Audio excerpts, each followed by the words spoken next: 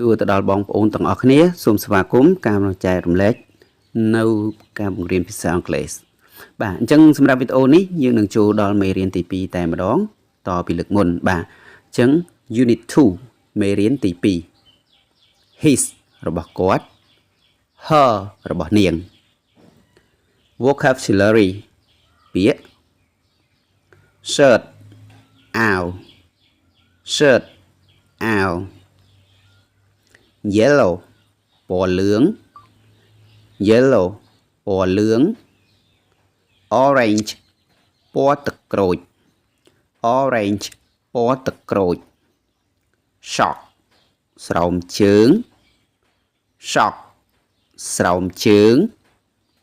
Purple ពណ៌ស្វាយ Purple ពណ៌ស្វាយ Blue ពណ៌ខៀវ Blue ពណ៌ខៀវ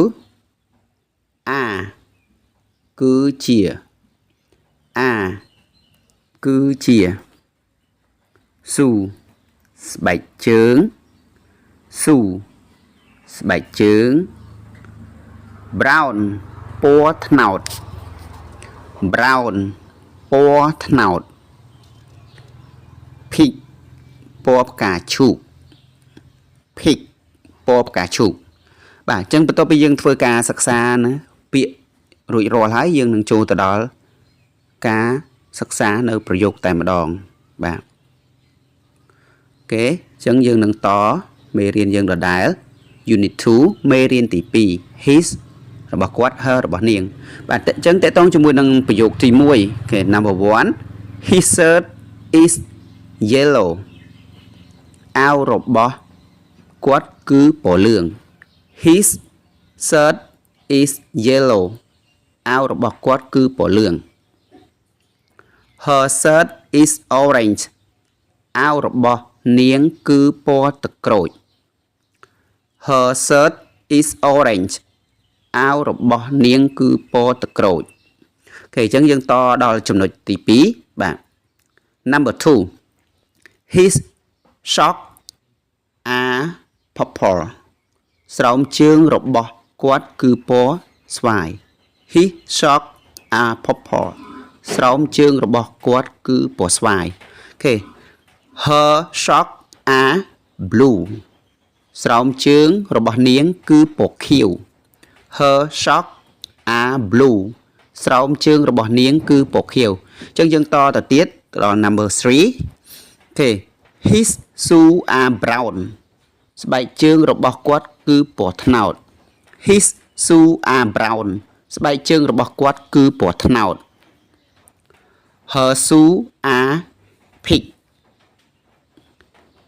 ស្បែកជើងរបស់នាងគឺពណ៌ផ្កាឈូក Her shoes are pink ស្បែកជើងរបស់នាងគឺពណ៌ផ្កាឈូកអូខេអញ្ចឹងបន្ទាប់ពីយើងធ្វើការអាននៅប្រយោគហើយនឹងការបកប្រែនៅប្រយោគទាំងអស់នេះហើយយើងនឹងបន្តទៅនឹងប្រយោគមួយទៀតដើម្បីយើងបញ្ចប់នៅមេរៀនទី2តែម្ដងបាទអញ្ចឹងយើងចូលបន្តមកទៀតដើម្បីយើងធ្វើការបញ្ចប់នៅមេរៀនទី2តែម្ដងបាទអញ្ចឹងចំណងជើងបាទ What his name តើឈ្មោះរបស់គាត់គឺអ្វី What his name តើឈ្មោះរបស់គាត់គឺអ្វី What her name តើឈ្មោះរបស់នាងគឺអ្វី